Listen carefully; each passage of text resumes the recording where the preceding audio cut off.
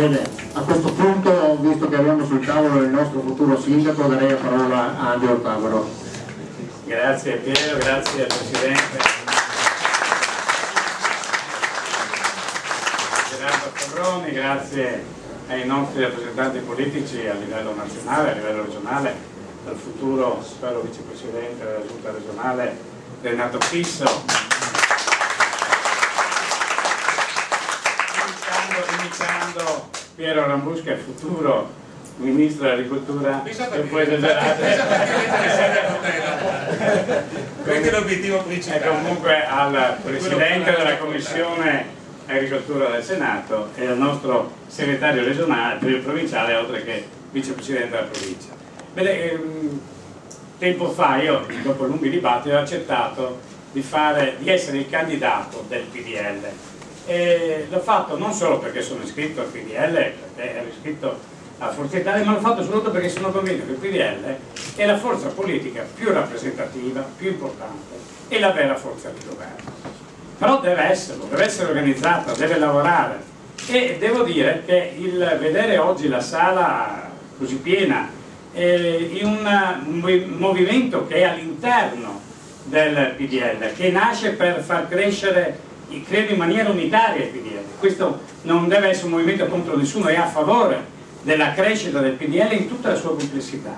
Far sì che il PDL di Portogruaro diventi veramente una forza politica con tutte le sue anime, con tutte le sue caratterizzazioni, ma che sia veramente all'esterno unita nel presentare le capacità che i rappresentanti del PDL hanno di coprire tutti quei posti di responsabilità e di governo che un'amministrazione pubblica, in questo caso il nostro comune, può offrire. E quindi credo che sia importantissimo avere nei partiti questa dialettica, questa discussione interna, perché è il modo per sollecitare la crescita. Se tutti andassero d'accordo, probabilmente ognuno si siede, si riposa, mentre noi abbiamo davanti una campagna elettorale, credetemi, violentissima, perché se è vero che dopo 20 anni di, diciamo, fallimenti delle candidature del centrodestra a Portogruaro, questa volta il fallimento è stato relativo, cioè nel senso che non abbiamo vinto, ma non abbiamo neppure perso, e comunque un obiettivo l'abbiamo ottenuto. Bertoncello non è sindaco di Portogruaro. Noi andiamo alle elezioni, oggi andiamo alle elezioni in cui noi siamo, diciamo, non siamo in maggioranza, ma neppure Bertoncello, neppure l'altra parte può dichiarare di essere in maggioranza. E noi siamo politicamente più pesanti, siamo decisamente più pesanti delle forze politiche che può rappresentare un candidato che non ha più neanche il coraggio di presentarsi con il suo partito. Il PD non c'è, il Partito Democratico non esiste. Oggi attorno al candidato sindaco dell'altra parte non c'è una forza politica, ci sono una serie di liste del sindaco, liste del candidato, liste che avranno il loro peso, ma in realtà non sono capaci poi nella prospettiva futura di rappresentare una forza politica ampia che dialoga con la provincia, che dialoga con la regione, che dialoga con gli altri livelli di governo, anche a livello nazionale. Credo che questa è una cosa che noi dobbiamo far valere e purtroppo noi partiti di centrodestra abbiamo un grande limite nella comunicazione. Noi non riusciamo ad essere così capillari, forse così cattivi, forse così falsi, perché parliamoci chiaro, noi non abbiamo il coraggio di dire le falsità e le bugie che Bertoncello va dicendo. Bertoncello e i suoi direi ormai soldatini, perché quando i rappresentanti, diciamo i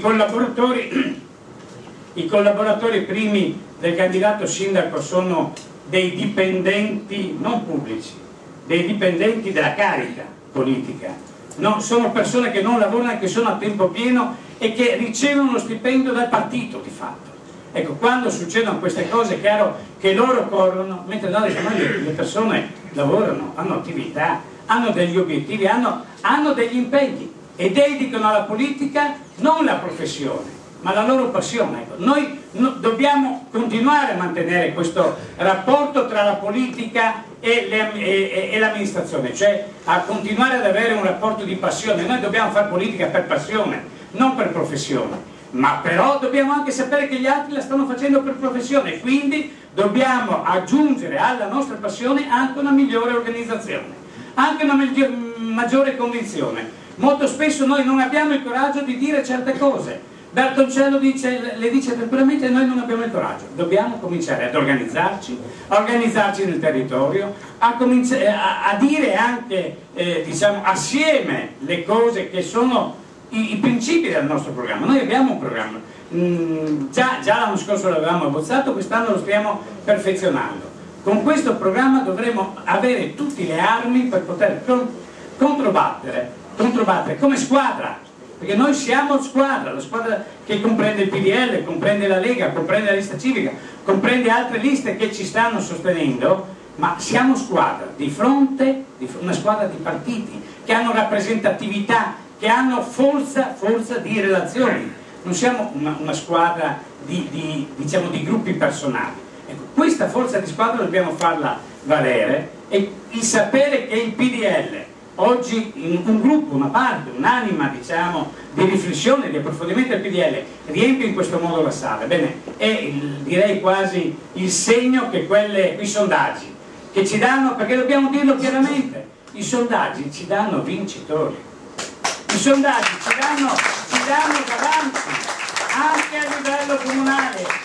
Immaginate quale può essere il valore della dichiarazione dell'altro candidato che dice io sono al 70%. Cioè, ma vi rendete conto? Vuol dire aver portato la bugia all'estremo, vuol dire voler pretendere di convincere i cittadini che lui ormai ha vinto. In realtà chi ha la prospettiva, la possibilità reale di vincere siamo noi. Siamo noi perché abbiamo il traino delle regionali dove siamo chiaramente in netta maggioranza, siamo vincitori anche perché noi siamo squadre e non singoli.